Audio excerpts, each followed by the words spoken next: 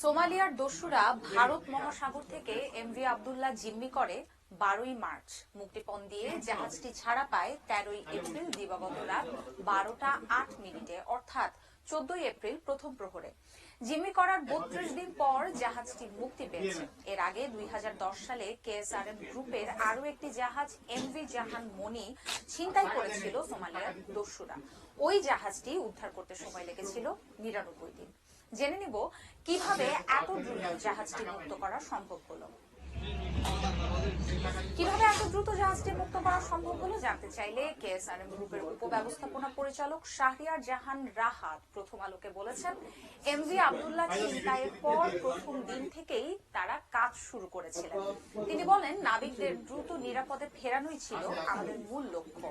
আগের অভিজ্ঞতা থাকায় দস্যুদের সঙ্গে আলোচনার পাশাপাশি সমঝোতার প্রক্রিয়াগুলো গুছিয়ে আনা হয়েছিল।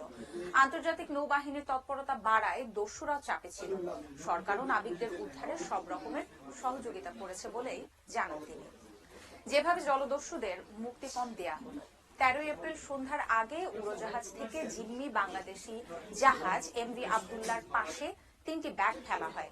ডলার ভর্তি এসব ব্যাগ পাওয়ার 8 ঘন্টা পর জাহাজ থেকে দস্যুরা নেমে যায়। 12ই মার্চ জাহাজটি ছিনতাই করার 9 দিনের মাথায় দস্যুরা প্রথম মালিকপক্ষের কাছে মুক্তিপণের দাবি জানায়। এরপরেই শুরু হয় দর কষাকষি। দর কষাকষি চূড়ান্ত হলে মুক্তিপণের অর্থ পরিশোধের পর জাহাজটি সংযুক্ত আরব আমিরাতের আল হারমিয়া বন্দরের উদ্দেশ্যে রওনা হয়। এরপর ইউরোপীয় ইউনিয়নের 2টি যুদ্ধ জাহাজ এমভি আব্দুল্লাহকে পাহারা দিয়ে নিয়ে যায়।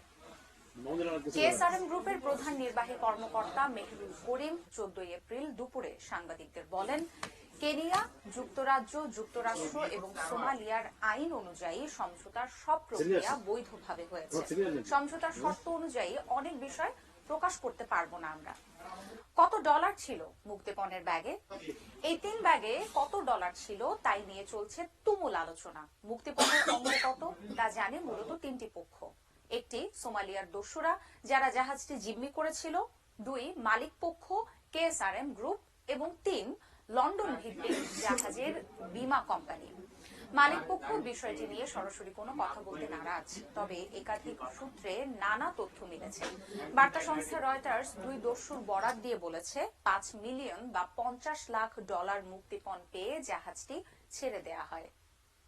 জাহাজটির মালিকপক্ষ কেএসআরএম গ্রুপের আগের অভিজ্ঞতা এবং দস্যুদের উপর চাপ বাড়ায় সমঝোতার প্রক্রিয়া দ্রুত হয়েছে বলেও মনে করেন প্রক্রিয়ার সঙ্গে সংশ্লিষ্ট কর্মকর্তারা। এই ধরনের নানান তথ্য এবং সংবাদ পেতে চোখ রাখুন প্রথমআলো.com/।